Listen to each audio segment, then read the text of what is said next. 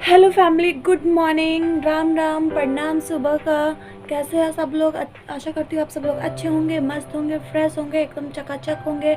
मैं मनीषा फ्रॉम औरंगाबाद बिहार स्वागत करती हूँ आपका आपके यूट्यूब चैनल बाबा की बिटिया पे।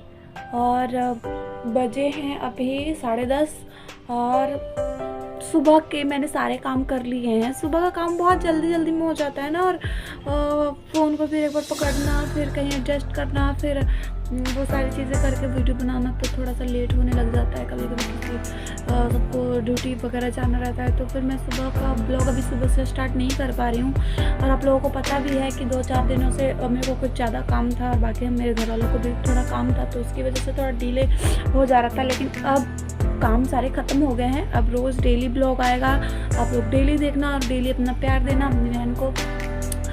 और आज मैंने अभी तक को कुछ किया नहीं है, बाकी काम वाम भी अभी सब बाकी है।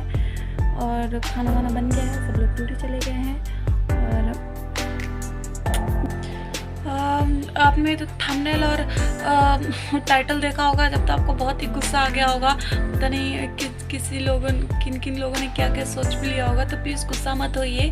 और मैंने जो टाइटल लगाया है उसका कोई बुरा मतलब नहीं है, और किसी के पीछे पड़ने के लिए मैंने ये नहीं किया है। मेरे मन में जो बात थी मैंने उसके लिए किया है, और मैं अभी बात करूँगी उनके बारे में। तो वीडियो में बने रहिए आगे तक, और बिना पूरी वीडियो देखे प्लीज़ रिएक्शन मत दीजिएगा। और मेरे को बात करना था इनके बारे में थोड़ी सी। मेरा मन था कि मैं इस पर बोलूँ कुछ, ताकि आगे भी किसी के साथ अगर कुछ हो ऐसी चीज़ें तो वो एक दूसरे को संभाल पाएँ, एक दूसरे का साथ दे पाएँ कि हाँ ये चीज़ अगर हम करते हैं तो ज़िंदगी थोड़ी आसान हो जाएगी। इसकी वजह से मैंने इस टॉपिक पे बात किया है। और आप लोग सुनिएगा और बताइएगा कि हाँ मैंने ये सही किया या गलत किया, या उनके पास और कौन सी मजबूरी आ सकती थी कि जिसकी वजह से उन्होंने ये चीज़ें नहीं की हो, उनके इस तरह से साथ नहीं दिया होगा। और बताइएगा कमेंट में लिख के, ताकि मेरी भी समझ में आ जाए, और अगर उसके ऊपर मेरी कोई ओपिनियन है तो मैं आप लोगों के साथ बात कर सकूँ। चलिए, बात करने से पहले मैं आपको एक रेसिपी दिखा देती हूँ। तो आज बनने वाला है पत्ता गोभी की सब्ज़ी। इसके लिए मैंने तेल गरम कर लिया है और जीरा और राई डाल दिया है। इसके बाद मैं डाल दूँगी इसमें एक हरी मिर्च और एक लाल मिर्च काट के मैंने डाल दिया इसमें। और प्याज तो आप नॉर्मल प्याज भी डाल सकते हो, लेकिन ये प्याज था मेरे पास और ये प्याज ख़राब हो रहा था, इसलिए मैंने ये डाल दिया है। और कढ़ाई को देख के प्लीज़ रिएक्शन मत करना, मैंने इसमें अभी तुरंत ही भुजिया बनाया था, तो उसकी वजह से वो लगा हुआ है। तो तुरंत बनाना था, तो मैंने इसको सिर्फ पानी से वॉश करके और इसके बाद ले लिया था। इसकी वजह से वो काला लगा हुआ है वहाँ पे, वरना वो साफ ही रहता है। और डाल दिया है मैंने इसमें जीरा और सरसों, जो मैंने बताया था कि दोस्तों मैं अपने लेके आई थी। और उसमें एक लाल मिर्च और एक हरी मिर्च और प्याज कटा हुआ। और इसको मैं थोड़ा सा भून लूँगी। वैसे तो कोई मन से नहीं खाता है हमारे यहाँ पत्ता गोभी का सब्ज़ी, लेकिन पापा को अच्छा लगता है और मैं भी खा लेती हूँ। मेरे को तो जो मिलता है मैं वही खा लेती हूँ। अब थोड़ा सा भूनने के बाद 1-2 मिनट मैंने इसमें टमाटर डाल दिया काट के। एक बड़ा सा टमाटर था और एक छोटू सा बिल्कुल। आप एक टमाटर भी बड़ा साइज़ का डाल सकते हैं। और आप देख रहे होंगे उधर रखा हुआ है पत्ता गोभी भी, छोटे छोटे 2 पत्ते गोभी थे। उसमें से थोड़े बहुत खरगोश ने भी खाया था, और बाकी मैं ने रख रखा था। मैं सब्ज़ी बना दूँगी आज। पापा बोलते हैं कि सब्ज़ियाँ भी वैसे भी बोलते भी हैं और महंगी भी बहुत है, तो बोलते हैं कि कोई भी सब्ज़ी हो उसका इस्तेमाल कर लेना चाहिए ये लिए, और सारी चीज़ें खानी चाहिए। अब मैं इसमें डाल दूँगी नमक अपने हिसाब से, जितना मेरे को चाहिए। और अभी तक मैंने उसको काटा नहीं है, पत्ते गोभी को रख रखा है। मैंने बताया भी आपको कि सुबह सुबह बहुत ज़्यादा काम हो जाता है, जल्दी जल्दी में ही करना पड़ता है। थोड़ी सी हल्दी डाल दूँगी 2 चम्मच छोटी वाली चम्मच से। और इसमें मैं डाल दूँगी सब्ज़ी मसाला 1 चम्मच या उससे थोड़ा सा ज़्यादा आप डाल सकते हो अपने हिसाब से, जितनी सब्ज़ी है उतना। और मैं इसमें थोड़ा सा वो चाट मसाला डाल रही हूँ, क्योंकि उससे थोड़ी सब्ज़ी अच्छी हो जाती है। अभी डब्बे में ख़त्म हो गया था, तो मैंने अभी कभी पैक खोला था, इसलिए मैं पैक में से ही डाल रही हूँ। तो फिर आपको डिब्बे में नहीं रखा, इसलिए बता दे रही हूँ। और फिर इसको थोड़ा सा चला के और थोड़ा सा 1 मिनट के लिए ढक दूँगी। और जब तक कि ये ढकेगा तब तक मैं फटाफट से काट लूँगी पत्ता गोभी को। वो मैं आपको दिखा नहीं पाऊँगी क्योंकि स्टैंड नहीं है और काटने के लिए दोनों हाथों की ज़रूरत पड़ती है।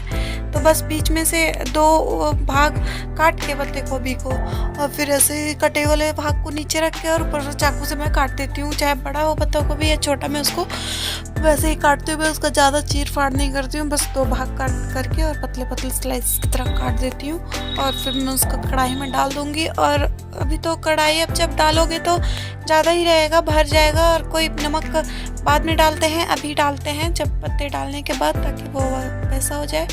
और मैं मसाले के टाइम पे ही डाल देती हूँ नमक, कि थोड़ा भून भी जाता है। और टमाटर प्याज को गलने के लिए जो पानी की ज़रूरत होती है और नमक की ज़रूरत होती है तो वो भी पूरी हो जाती है। और फिर मैं सब्ज़ी डाल के आराम से इसको ढक के और छोड़ देती हूँ और अपना ये पकता रहता है।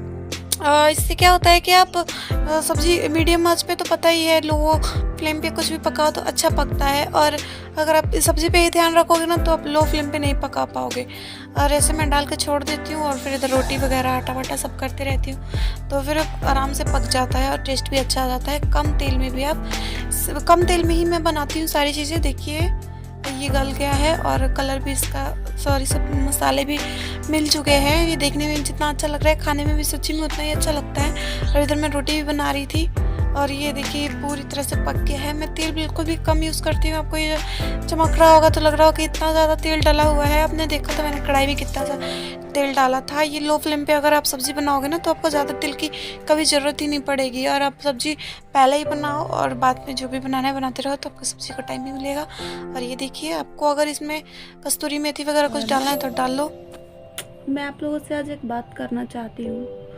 मैंने ना एक वीडियो देखी है शांति दीदी की वीडियो, जो मतलब मैं उनको हमेशा ही देखती रहती हूँ।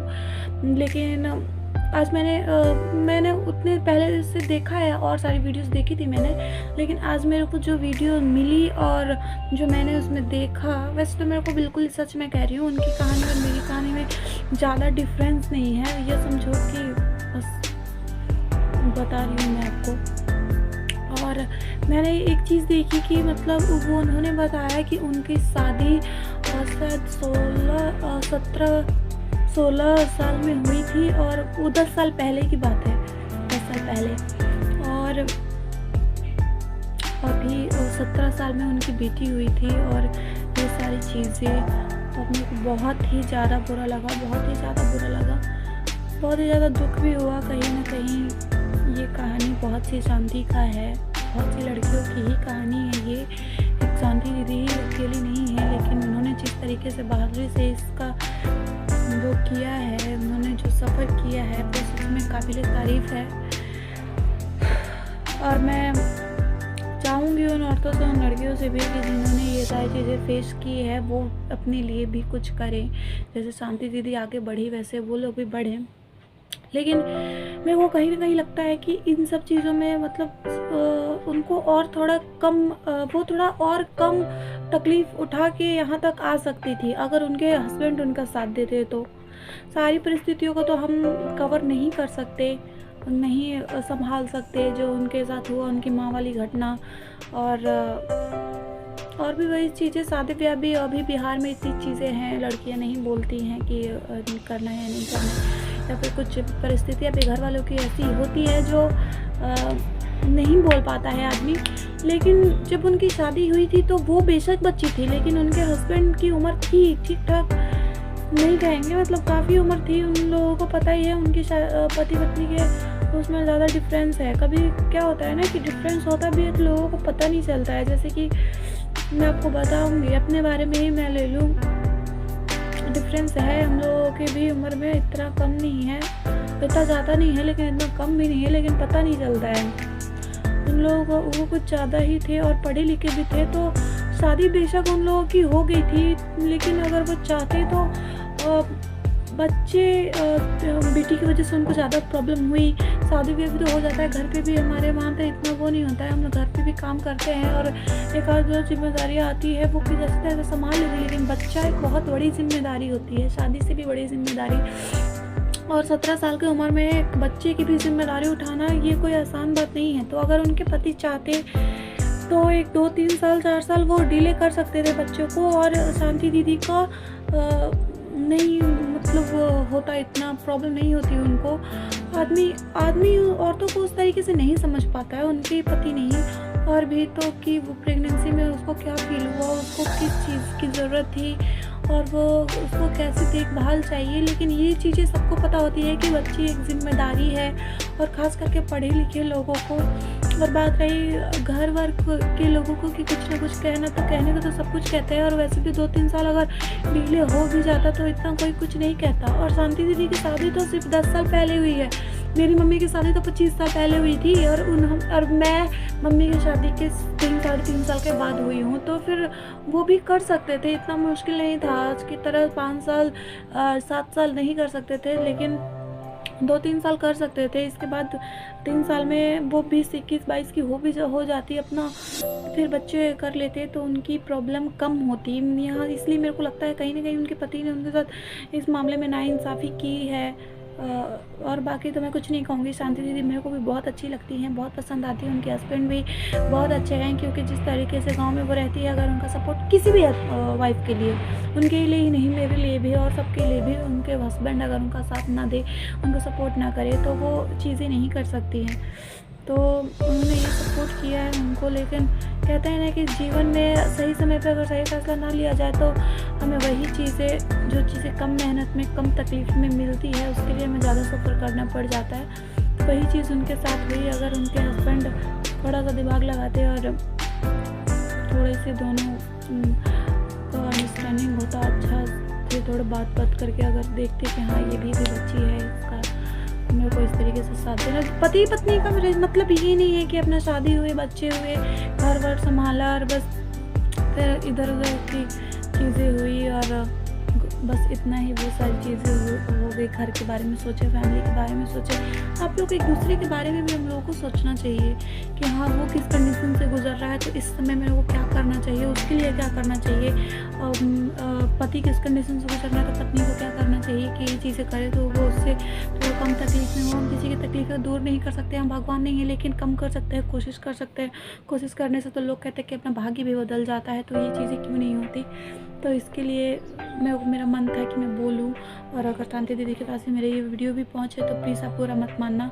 आप भी, मैं जानती हूँ कि आप भी इस बात को समझेंगी, और मेरा मन था कि मैं आपसे बात करूँ। तो मैं आपके पास आकर तो नहीं कर सकती थी, लेकिन आपके सब्सक्राइबर के थ्रू किसी भी तरह अगर मेरी ये बात आपके तक पहुँच भी गई तो प्लीज़ इस बात का बुरा मत मानिएगा, क्योंकि आपकी कहानी बहुत तरह से मेरे से मैच करती है। इसलिए जब ये चीज़ आपने कहा तो मेरे को बहुत ही ज़्यादा तकलीफ़ हुई और रहा नहीं गया, तो मैंने ये बातें कह दी।